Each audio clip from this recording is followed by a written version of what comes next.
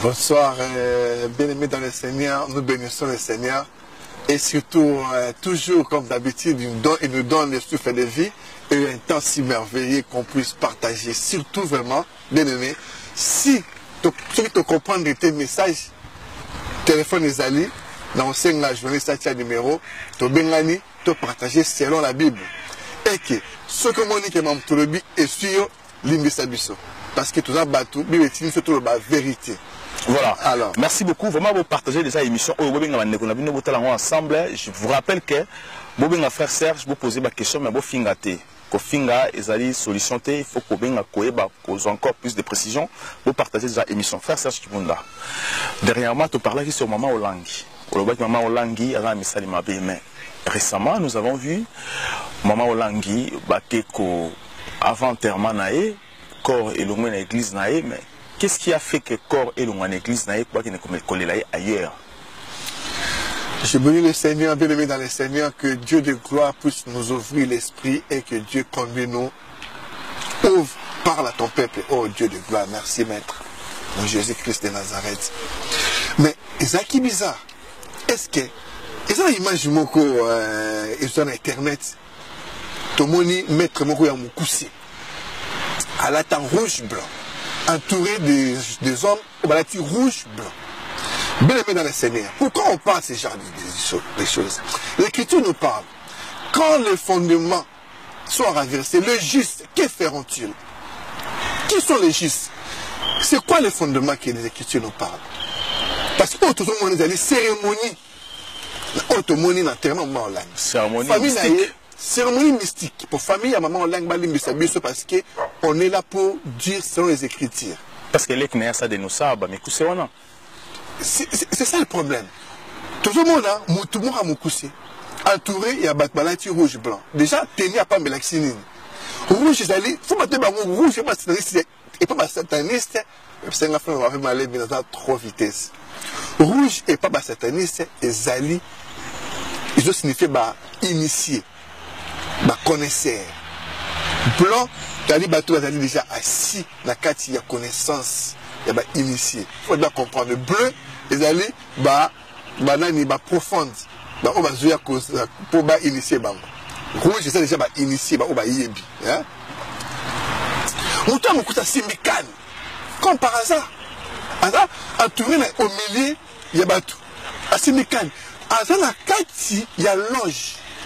La carte à l'ange, c'est la carte, a vu mon pochette à pembe. À sa cérémonie, image yangwana. Alors sa cérémonie, la cérémonie, Azali Kolomakam o Batwayo quitté. Papa Silesi, Abimi, Akei. Qui est cet homme? Azali Nani. Bato Babi Moutouana, Bapé Sabeso Koma Moutouana. Tant que ça batou, les hommes démons existent. Les gens, Bazo Kasoka, toujours le Makam, ou les Angatina. Genèse 6 nous parle des hommes démons.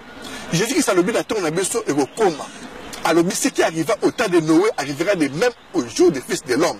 Et comment on attend? Oh, il y a le roi tout le monde. Ce que moi je ne comprends pas, frère Serge, pourquoi maintenant il fallait que nous salama? C'est là déjà la salle. La salle, l'église, mais qu'est-ce qui a poussé qu'il faut éloigner le niveau de la salle avant l'enterrement? Il faut pas qu'il y ait un okuna. Et la carte, parce que la matanga, moi pour moi, ils allaient que voilà, moi, ils allaient que l'église, ou un temple, ils allogent, voilà. Mais pourquoi il y a eu Bamindele, Basiatique, Basali Moulongo, pour qu'il y ait un cornet? Je ne sais pas. Les Écritures nous parlent, c'est ici et la sagesse. Parce que moi je compare ça à la femme, Maïkari, Famason, Alléluia. Papa, qu'il y a eu des gens aussi à Clé. Mais qu'est-ce qui a fait que Maman Olangi? Tu vois la mort à Papa, il y a Papa Wemba, tu vois la mort, il y a Alain Moloto, tu vois la mort, il y a tous les bateaux, quand ça. Ça bien au bazar ma au monde qui cérémonie na bango to ba kufeza pareil. Ça veut dire l'oiseau de même plumage. Bien aimé dans le Seigneur.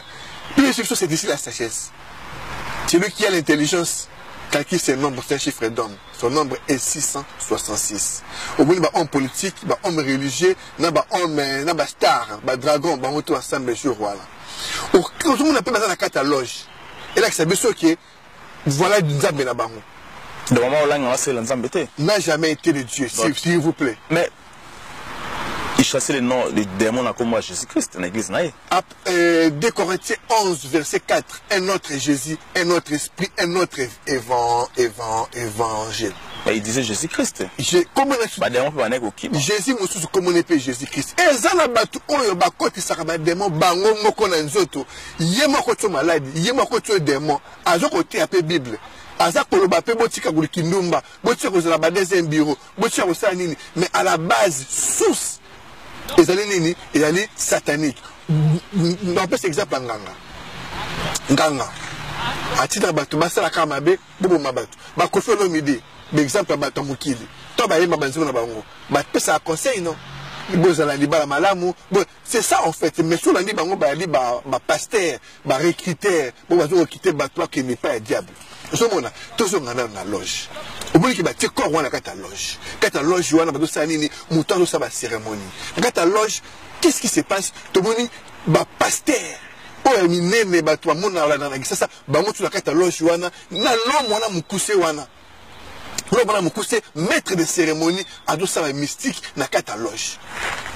Si tout le peuple de Dieu, vous avez le Saint-Esprit avec vous et la question est qu'est-ce que Dieu a dit? Parce que moi je n'ai pas voulu dire. Mais ce qu'il va comprendre. Mais la il va comprendre Dieu m'a dit. Bon, je ne dirais pas Dieu m'a dit. Mais qu'est-ce que Dieu vous a dit? Qu'est-ce que Dieu vous a dit? C'est ça. Mais pourquoi c'est compliqué? Deuxième personnalité église dans la Koufi, papa Olanga Koufi, maman Olanga Koufi.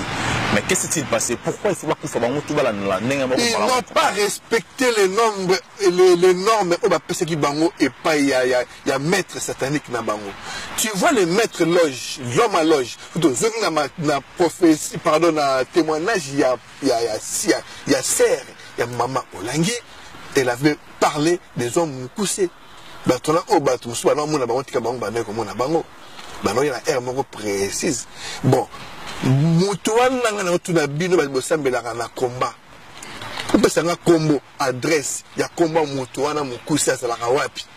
Est-ce que Batouana, je sais pas, je me pose la question, est-ce que vous avez Batouana Mikousé ou Batouya Batara rouge blanc na kati église en Maolang un jour pour ça cérémonie faire dans maître cérémonie ou Moukousé to moni biso tout l'image ya to moni c'est qui est cet homme? Moi je te dis c'est un homme démon. Ce sont les démons au bazali na forme à battu. Au battu le bakang tala. Bien mettre dans le Seigneur.